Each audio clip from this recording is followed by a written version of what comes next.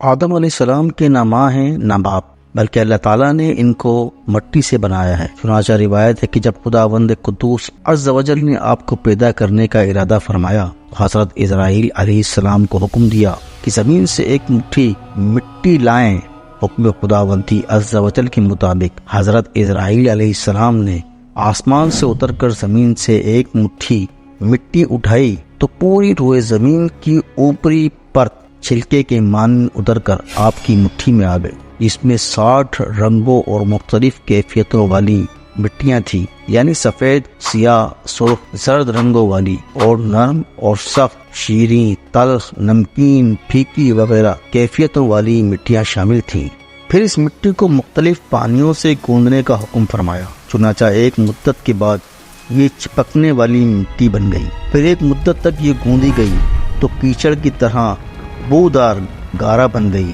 پھر یہ خشک ہو کر کھنکھناتی اور بجتی ہوئی مٹی بن گئی۔ پھر اس مٹی سے حضرت آدم علیہ السلام کا پتلا بنا کر جنت کے دروازے پر رکھ دیا گیا، جس کو دیکھ دیکھ کر فرشتوں کی جماعت تعجب کرتی تھی، کیونکہ فرشتوں نے ایسی شکل و صورت کی کوئی مخلوق کبھی دیکھی ہی نہیں تھی۔ پھر اللہ تعالیٰ نے اس پتلے میں روح کو داخل ہونے کا حکم فرمایا۔ چنانچہ روح داخل ہو کر جب آپ کی نتنوں میں پہنچی تو آپ کو چھینک آئی، اور جب روح زبان تک پہنچی تو آپ نے الحمدللہ پڑھا، اور اللہ تعالیٰ نے فرمایا یرحمک اللہ، یعنی اللہ تم پر رحمت فرمائے۔ اے ابو محمد، میں نے تم کو اپنی حمد ہی کے لیے بنایا ہے۔ پھر رفتہ رفتہ پورے بدن میں روح پہنچ گئی اور آپ زندہ ہو کر اٹھ کھڑے ہوئے۔ ترمذی اور ابو داؤد میں یہ حدیث ہے کہ حضرت آدم علیہ السلام کا پتلا جس مٹی سے بنایا گیا، چونکہ وہ مختلف رنگوں اور مختلف کیفیتوں کی مٹیوں کا مجموعہ تھی، اسی لیے آپ کی اولاد یعنی انسانوں میں مختلف رنگوں اور قسم قسم کے مزاجوں والے لوگ ہو گئے۔ حضرت آدم علیہ السلام کی کنیت ابو محمد یا ابو البشر ہے، اور آپ کا لقب خلیفۃ اللہ ہے، اور آپ سب سے پہلے اللہ تعالیٰ کے نبی ہیں۔ آپ نے 960 برس کی عمر پائی، اور بوقت وفات آپ کی اولاد کی تعداد 1,00,000 ہو چکی تھی، جنہوں نے طرح طرح کی صنعتوں اور عمارتوں سے زمین کو آباد کیا۔ قرآن مجید میں بار بار اس مضمون کا بیان کیا گیا کہ حضرت آدم علیہ السلام کی تخلیق مٹی سے ہوئی۔ چنانچہ سورہ آل عمران میں ارشاد فرمایا، ترجمہ: عیسیٰ کی کہاوت اللہ کے نزدیک آدم کی طرح ہے، اسے مٹی سے بنایا پھر فرمایا ہو جا، وہ فوراً ہو جاتا ہے۔ ایک دوسری آیت میں اس طرح ارشاد فرمایا، بے شک ہم نے ان کو چپکتی مٹی سے بنایا۔ ایک اور جگہ ارشاد فرمایا، اور بے شک ہم نے آدمی کو چپکتی ہوئی مٹی سے بنایا جو اصل میں ایک سیاہ بودار گارا تھی۔ جب حضرت آدم علیہ السلام کو خداوند قدوس نے وحشت میں رہنے کا حکم دیا تو آپ جنت میں تنہائی کی وجہ سے کچھ ملول ہوئے، تو اللہ تعالیٰ نے آپ پر نیند کا غلبہ فرمایا اور آپ گہری نیند سو گئے۔ تو نیند ہی کی حالت میں آپ کی بائیں پسلی سے اللہ تعالیٰ نے حضرت حوا رضی اللہ تعالیٰ عنہا کو پیدا فرمایا۔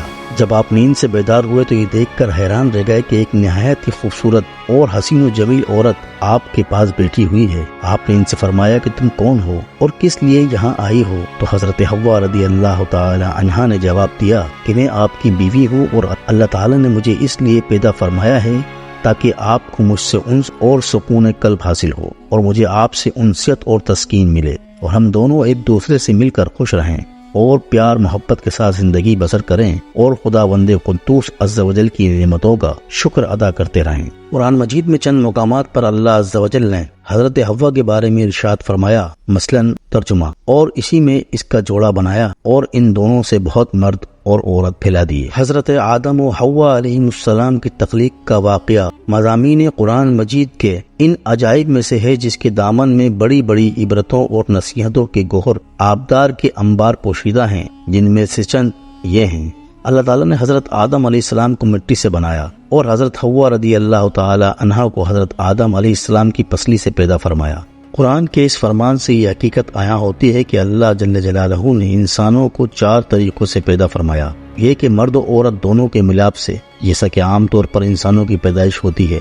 دوسرا یہ کہ تنہا مرد سے ایک انسان پیدا ہو، اور وہ حضرت حوا رضی اللہ تعالی عنہا ہیں کہ اللہ تعالی نے ان کو حضرت آدم علیہ السلام کی بائیں پسلی سے پیدا فرمایا۔ تیسرا یہ کہ تنہا ایک عورت سے ایک انسان پیدا ہو، اور وہ حضرت عیسیٰ علیہ السلام ہیں جو کہ پاک دامن कुंवारी बीबी मरियम अलैहिस्सलाम की शिकम से बगैर बाप के पैदा हुए। चौथा ये कि बगैर मर्द और औरत के भी एक इंसान को खुदावंद कुद्दूस अज़्ज़ व जल ने पैदा फरमा दिया, और वो इंसान हज़रत आदम अलैहिस्सलाम है कि अल्लाह ताला ने इनको मिट्टी से बनाया।